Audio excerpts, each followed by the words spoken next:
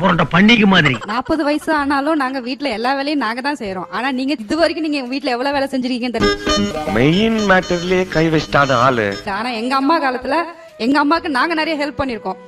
அந்த மாதிரி நீங்க இப்ப ஏதாவது பண்ணிருக்கீங்களா? திங்க வேண்டியது தூங்க வேண்டியது, மறுபடியும் திங்க வேண்டியது தூங்க வேண்டியது. சோ அழுகல மட்டும் நீங்க வந்து எங்க கூட போட்டி போட்டுட்டு மர்க்கா சொல்லு. அழுகல மட்டும் நீங்க வந்து எங்க கூட போட்டி போட்டுட்டு மர்க்கா சொல்லு. அழுகல மட்டும் நீங்க வந்து எங்க கூட போட்டி போட்டுட்டு இப்படி இருக்க கூடாது அப்படி இருக்க கூடாது. நீங்க வீட்ல நீங்க எந்த மாதிரி நீங்க அம்மாக்கு எவ்வளவு சப்போர்ட் பண்றீங்க? நீங்க ஒரு நாளாவது காலையில 6 மணிக்கு எந்திரிச்சு சூரிய உதயத்தை பாத்திருக்கீங்களா? உண்மைதான் சார். எங்க அம்மா அவங்க அம்மாக்கு செஞ்சபடி நான் எங்க அம்மா செய்ய முடியல.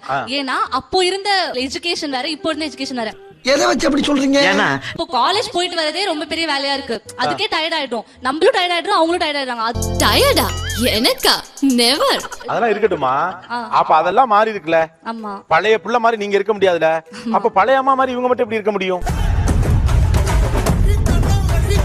ஹஸ்பண்டும் ஆபீஸ்ல இருந்து வர்றப்ப நம்ம கொஞ்சம் ஃப்ரெஷ்ஷா நல்லா அழகா இருந்தோம்னா அவருக்கும் கொஞ்சம் போர் அடிக்காம இருக்கும். பார்த்தோன்னே ஒய்ஃபை பார்க்கணும், வீட்டுக்கு போகணுங்கிற சந்தோஷத்துல வருவாரு. அப்புறம் அவ மடியில நான் படுக்க, ஏன் மடியில அவ படுக்க. கொஞ்சம் சீக்கிரம் வீட்டுக்கு போலான்னு தோணும் அவருக்கு. விஷயம் இல்லம்மா, இது நாளைக்கு நீங்களும் செய்வீங்க. மேக்கப் போட்டு நின்னா மட்டும் பிரிச்சு மேஞ்சிருவாங்களாக்கும். இவங்களுக்கு நைட்டியே அதிகம். அது இல்லாம இப்ப இதே இதை நாங்க வந்து ஒரு கொண்டையை போட்டுக்கிட்டு புடவை அள்ளி சொருகிட்டு ஸ்கூலுக்கோ காலேஜுக்கோ போனா ஏத்துப்பாங்களா? பூ விக்கிற பொண்ணு கூட புருவத்தை ட்ரிம் பண்ண சுத்துதுரா, ஏத்துக்க மாட்டாங்க. அதே வீட்டுக்கு வர்றப்ப அழகா இருக்கிறப்ப ஓகே, என் ஹஸ்பண்டுக்கு நான் அழகா தெரியணும், நான் அழகா தெரியணும், அழகுபடுத்தி. ஆனா பாரு 24 மணி நேரம் கிழிச்சு போன நைட்டியோட சுத்துவாங்க. சார், அவங்க அழகுபடுத்திக்கிறதுல தப்பு இல்ல, ஓகேவா? ஆனா அவங்க கிட்ட அவங்க வந்துட்டு லிமிட்டா இருக்காங்க. எல்லார்கிட்டயும் அவங்க ஏஜ்க்கு அவங்க லிமிட்டா இருக்காங்க. நாங்க இல்லன்னு சொல்லல.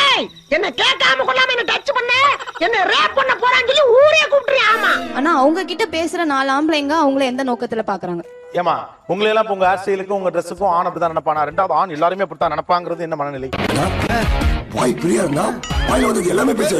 அப்படின்னு இல்ல சார். எங்க அம்மா கிட்ட ஒருத்தன் பேசுறது டிஃபரன்ஸ் தெரியுதுல்ல. அவன் எந்த நோக்கத்துல எங்க அம்மா கிட்ட பேசுறான். நீ நானும் சேர்ந்து இந்த ஊரை விட்டே ஓட போறோம். நீயும் நானுமா அப்படின்னு அவங்களுக்கே தெரியும்.